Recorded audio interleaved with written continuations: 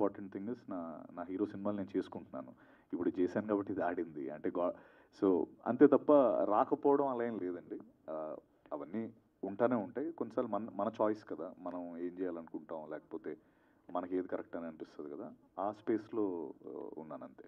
అంటే స్టోరీ చూసుకుంటారు లేకపోతే పెద్ద స్టార్స్ అని ఇలా ఆలోచిస్తుంటారు? స్టోరీనండి, స్టోరీ. స్టోరీ. నెక్స్ట్ ఏమున్నాయండి ప్రాజెక్ట్స్? అదే నెక్స్ట్ ఫుల్ బాటిల్ ఒక మాస్ కంప్లీట్లీ తాగుబోతు ఆటో డ్రైవర్ ఆడు, కాకినాడ బ్యాచ్. ఆ సినిమా ఒకటి రాబోతుంది. ఒక వారం రోజులు షూటింగ్ ఉందండి, అది కంప్లీట్ అయిపోతే వస్తుంది. Hi, this is anchor Rajesh from hit TV. Hello అండి. అండ్ సినిమా అయితే సూపర్, అందరికీ తెలిసిందే. చాలా బాగుంది. అంటే డిఫరెంట్ రోల్ చేయరా అన్నారు, దీంతో డిఫరెంట్ రోల్ చూపించారు.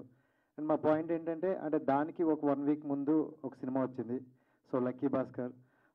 కొంచెం ఆ బ్యాక్గ్రాఫ్లో ఉండడం వల్ల దీనికి కొంచెం కలెక్షన్ తగ్గింది అని అనుకోవచ్చా?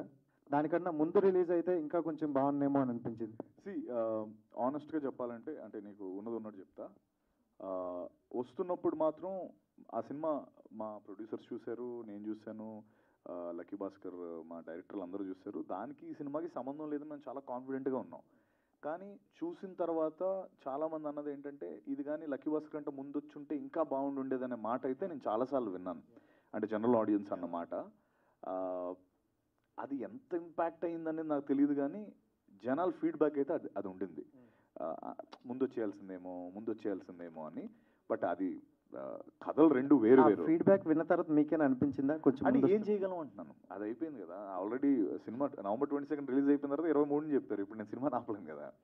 సో అది ఓకే ఫైన్, వచ్చుంటే బాగుండేది అన్నది ఎప్పుడైనా ఉంటుంది కదా. అన్నీ ఇప్పుడు November 22 తర్వాత వచ్చినా కూడా అదే టాక్ ఉంటుంది. So it's okay, it's feedback. Okay, some time ఇప్పుడు మంది first of it's bank film అనుకున్నాము, అది లక్కీ భాస్కర్ ముందు వచ్చింది. సినిమా కథనం అంతా వేరు, ఓన్లీ హీరో. 2 సినిమాల్లో బ్యాంకర్ అదొకటే, అక్కడ వరకు కొంత సిమిలారిటీ ఉంది. But most of the entire film is totally different. మనది ఒక మాసీ కమర్షియల్ ఎంటర్టైనర్, అదొక చిన్న బయోపిక్ స్పేస్, ఒక స్పేస్లో ఉంటుంది. బయోపిక్ కాదులేండి, ఐ మీన్ వాట్ ఎవర్, ఒక అది డిఫరెంట్ స్పేస్. బట్ వినడం అయితే విన్నాను, చాలామంది అన్నారు ముందు వచ్చి ఉంటే చాలా బాగుండేది కదా అని. అండ్ పుష్ప చూసుకుంటే బిగ్గెస్ట్ హిట్ అందరికీ తెలిసిందే.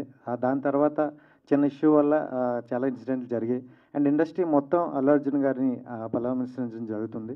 సో మీరేమైనా కలవడం కానీ ఇలా ఏం జరిగిందా? నేను కలిశానండి, నేను కలిసాను.